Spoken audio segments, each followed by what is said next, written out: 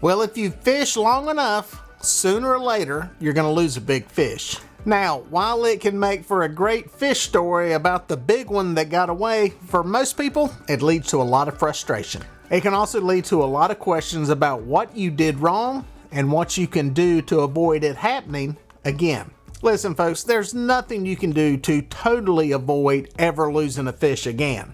But there are some things you can do to minimize the chances of it happening, or at least the number of times that it happens. In this video, I'm going over 5 things that can lead to you losing fish and how you can avoid them. Well, number 1 is, my line broke. How many times have you heard that? A big old fish broke my 50-pound line. Yes, generally a monster fish is blamed for snapping the line.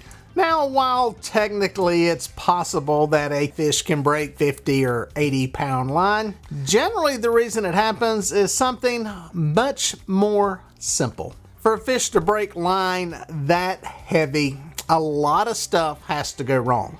The first thing is the drag on the reel would have to be basically cranked all the way down. You see, most fishing reels have 10, 12, maybe 15 pounds of drag. So there's no way that you can break 50-pound line because the line would start to slip at around 15 pounds. So there the angler would either have to lock the drag all the way down or use his thumb to stop the spool from spinning. So what is it that makes this line magically break? Well, sadly, usually it's small nicks or cuts in the line that you don't even know are there. Now, this damage can occur from contact with the fins on catfish, possibly from the bristles in their mouth, or from teeth on other fish like gar or bowfin.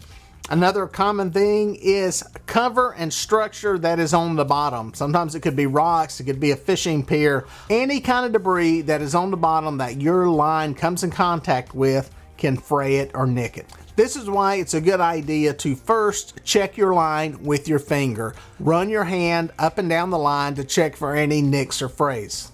The other thing is replace your fishing line. Some of us are guilty of leaving fishing line on our reels for months. Swapping it out frequently will help eliminate you from having some of these nicks and frays in the line that can lead to that big one getting away.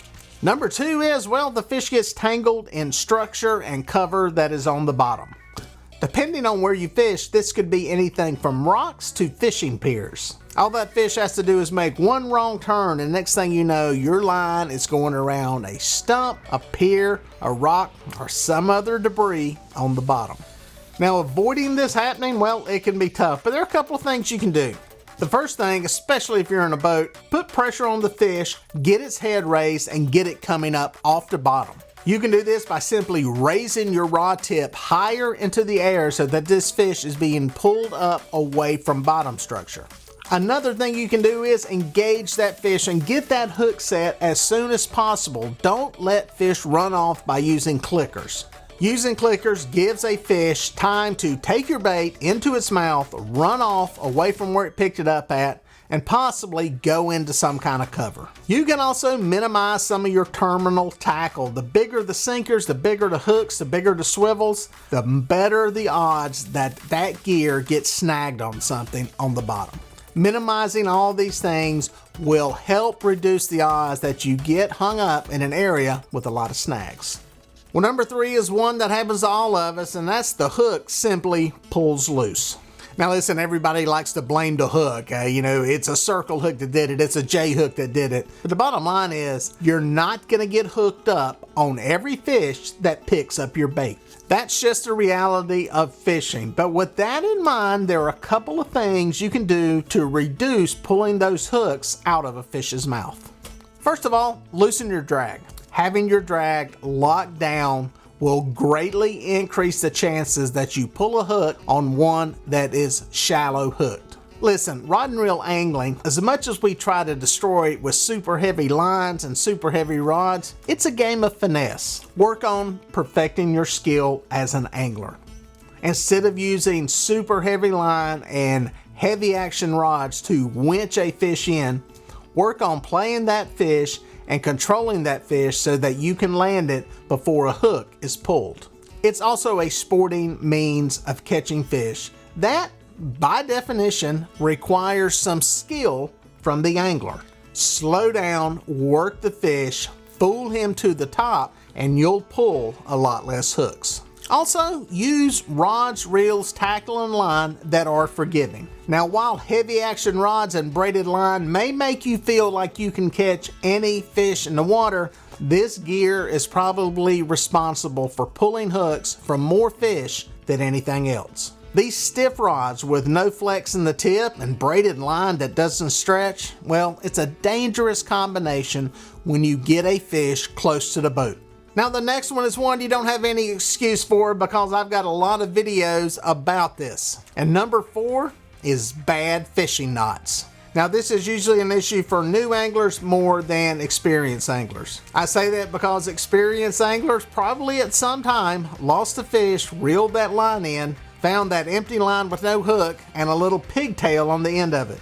That little pigtail on your fishing line generally means your knot came untied. Taking the time to watch one of these videos and learn how to tie a good strong fishing knot will save you a lot of heartache down the road. The good news is these knots are not complicated, and honestly, you only need to learn 1 or 2 fishing knots to catch any fish out there. I will put some links down in the description where you can check out some of the videos I've done on these knots. In particular, check out the uni knot and also the improved clinch knot. Now number 5 is probably the most frustrating way to lose a fish because, well, to get to number 5, you gotta do everything else right. You've got the right bait, you've got the right line, you've tied your knots correctly, you've fought the fish and done everything you need to do to get it to the boat. That fish is right there beside the boat, you're looking at it, you're getting ready to put it in the net. What can go wrong? Well, folks, the net job. The net job has lost a lot of fish. Now, while the net job seems like a gimme, it ought to be easy, there's a couple things that you can do wrong. The first thing is trying to put the fish's tail into the net first. You always want the fish's head going into the net first. The reason for this is as soon as the fish feels that net, it's gonna try to swim away. If you're trying to get it by the tail, well, it's gonna swim out of your net. The hardest thing to do is trying to net a fish that is going away from you. The bottom line is this, you really only wanna have to take 1 shot at getting that fish's head into the net. Because the more times you try, the greater the odds that your net comes in contact with your main line, your swivels, your hooks, any of your knots, and that can greatly increase the chance that that net helps break something in that entire system. Slow down, take your time, minimize the pressure you're putting on those fish when they're near the top, and get a good, clean shot on getting that fish in the net.